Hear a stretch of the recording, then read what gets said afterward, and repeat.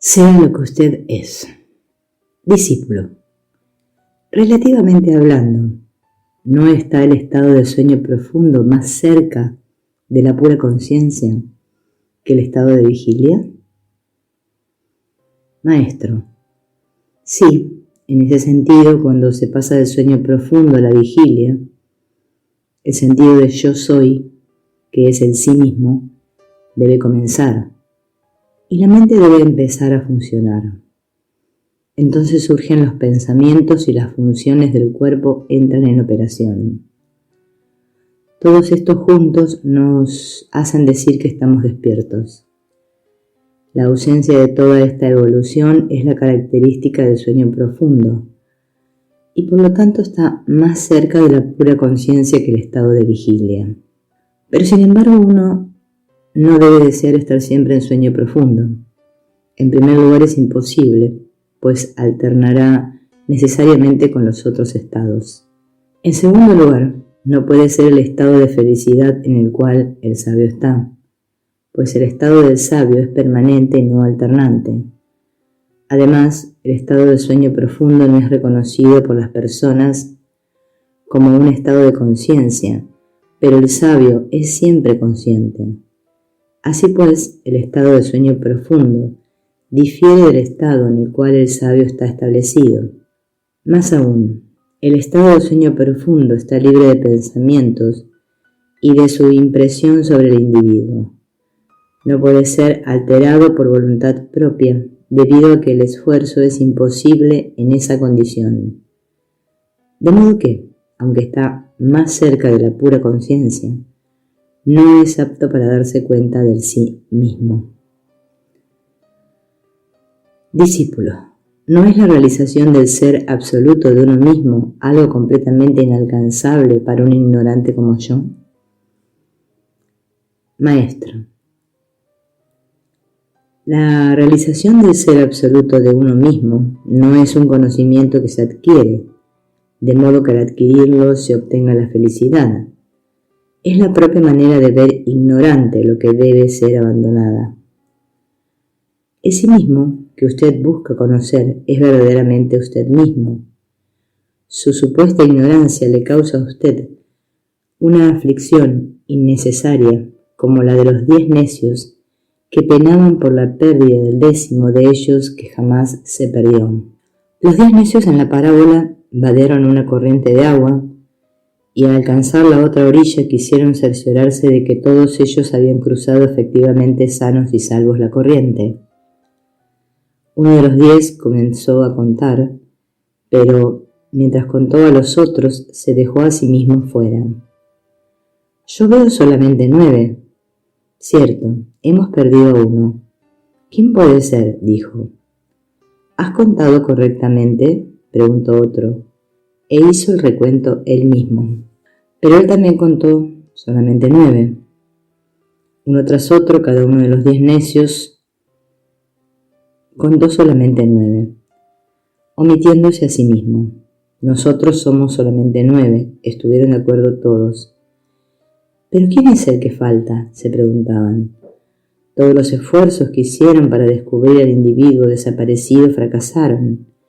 Quienquiera que sea ahogado, dijo el más sentimental de los 10, lo hemos perdido. Diciendo esto estalló en lágrimas y los otros le siguieron. Viéndolo llorar a la orilla del río, un compadecido viajero preguntó por la causa.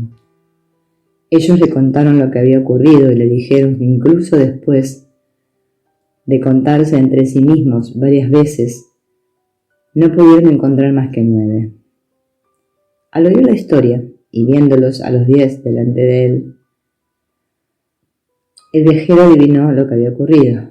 A fin de hacerles saber por sí mismos que eran realmente 10, que todos ellos habían sobrevivido a la travesía, les habló así: que cada uno de ustedes cuente por sí mismo, pero uno después de otro en serie, 1, 2, 3 y así sucesivamente, mientras yo les daré a cada uno de ustedes un cachete, a fin de que todos ustedes puedan estar seguros de haber sido incluidos en la cuenta, e incluidos solamente una vez.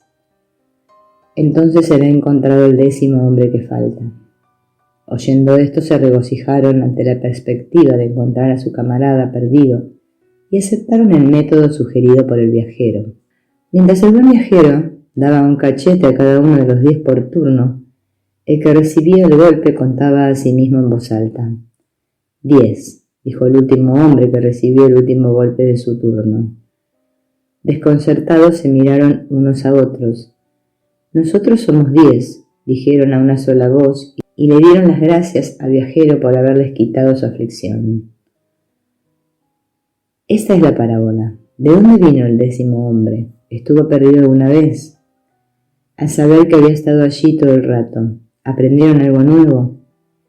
La causa de su aflicción no era la pérdida real de nadie, era su propia ignorancia, o más bien su mera suposición de que uno de ellos se había perdido. Tal es el caso con usted. Verdaderamente no hay ninguna causa para que usted sea miserable e infeliz. Usted mismo impone limitaciones a su verdadera naturaleza de ser infinito, y entonces llora porque usted es solo una criatura finita. Entonces usted emprende esta o aquella práctica espiritual para trascender las limitaciones no existentes. Pero si su práctica espiritual misma asume la existencia de las limitaciones, ¿cómo puede ayudarle a usted a trascenderlas? Por lo tanto, yo le digo que sé que usted es realmente el puro ser infinito, el sí mismo. Usted es siempre el sí mismo y nada más que ese sí mismo. Por consecuencia, usted jamás puede ser realmente ignorante del sí mismo. Su ignorancia es meramente una ignorancia imaginaria. Como la ignorancia de los 10 necios sobre el 10º hombre perdido, es esta ignorancia la que le causaba aflicción. Sepa entonces que el verdadero conocimiento no crea un ser nuevo para usted, solamente disuelve su ignorante ignorancia. La felicidad tampoco viene a agregarse a su naturaleza, meramente se revela como su verdadero estado natural, eterno e imperecedero. La única manera de deshacerse de su sufrimiento es conocer y ser el sí mismo. ¿Cómo puede esto ser inalcanzable? Discípulo. Sin embargo, a menudo Bhagavan nos enseña que nosotros no somos capaces de comprender. Maestro. Las personas dicen que no son capaces de conocer el sí mismo que es omnipenetrante. ¿Qué puedo hacer yo? Inclusive el niño más pequeño dice, yo existo, yo hago, esto es mío. Así pues, todo el mundo comprende que la cosa yo es siempre existente. Es solamente cuando ese yo está aquí, cuando hay la sensación de que usted es el cuerpo, de que él es Venkana, de que éste es Ramana, y así sucesivamente. Para saber que lo que es siempre es visible, es el propio sí mismo de uno. ¿Es necesario buscar con una vela? Decir que nosotros no conocemos la naturaleza real del sí mismo, la cual no es diferente sino que está en el propio sí mismo de uno, es como decir, yo no me conozco a mí mismo. Discípulo. Pero, ¿cómo va uno a alcanzar este estado? Maestro, no hay ninguna meta que alcanzar, no hay nada que obtener. Usted es el sí mismo. Usted existe siempre. No puede predicarse del sí mismo nada más excepto que existe. Ver a Dios o el sí mismo es solamente ser el sí mismo o usted mismo. Ver es ser.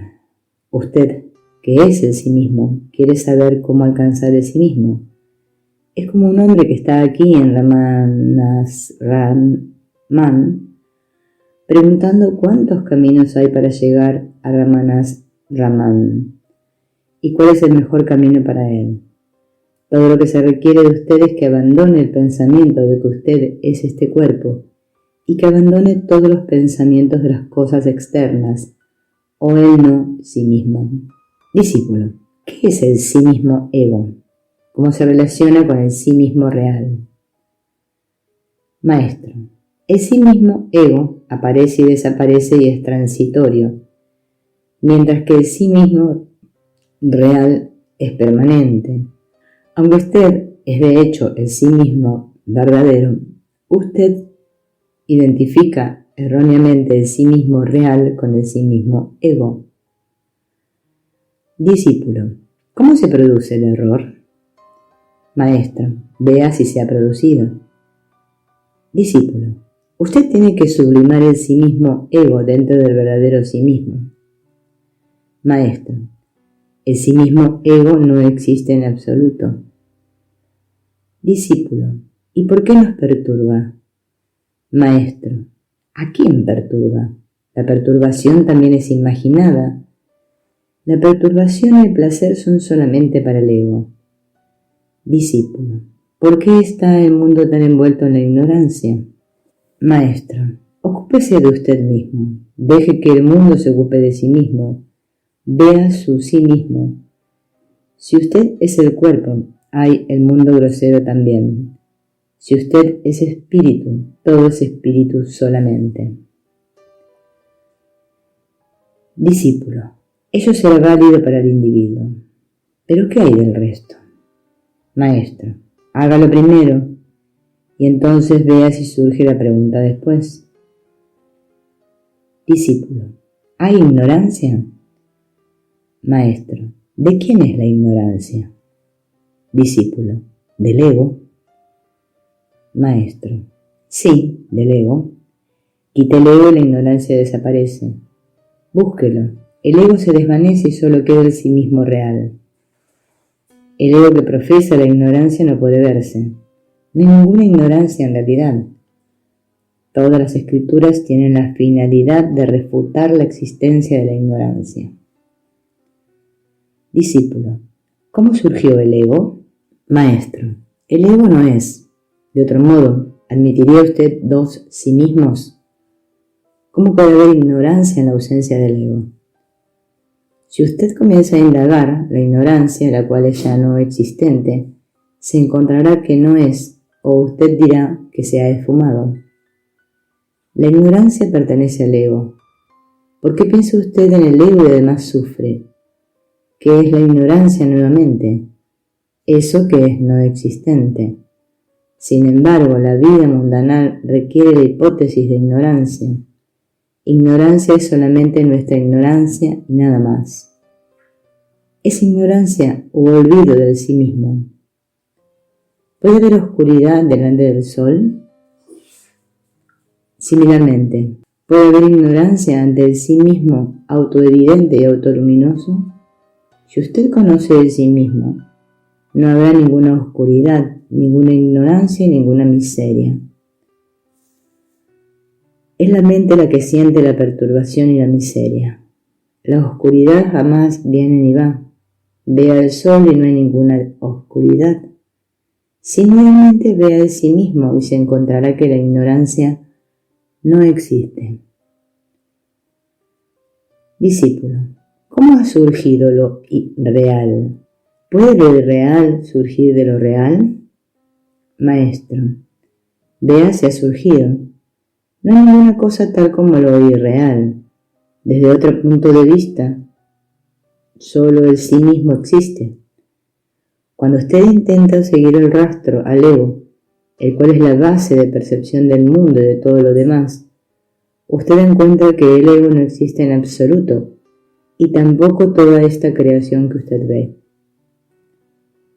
Discípulo, ¿es lila el cruel juego de Dios hacer el conocimiento del sí mismo tan difícil? Maestro, conocer el sí mismo es ser el sí mismo. Y ser significa existencia, la existencia propia de uno.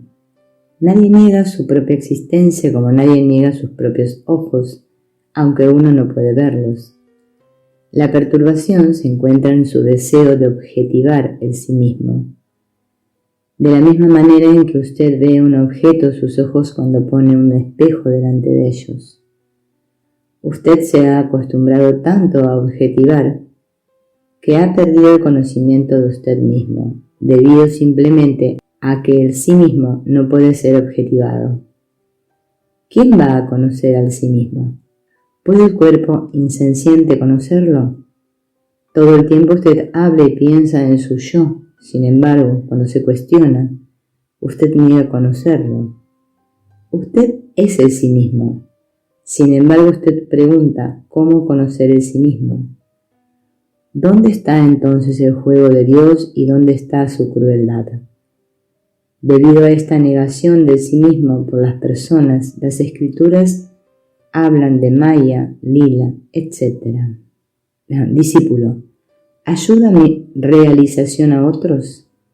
Maestro, sí, ciertamente, es la mejor ayuda posible, pero no hay ningunos otros a quienes ayudar, pues un ser realizado ve solamente de sí mismo. Lo mismo que un orífice que considera el oro en diversas piezas de joyería, ve solamente el oro. Cuando usted se identifica a usted mismo con el cuerpo, solamente entonces las formas y las figuras están aquí. Pero cuando usted trasciende su cuerpo, los otros cuerpos desaparecen junto con su conciencia corporal.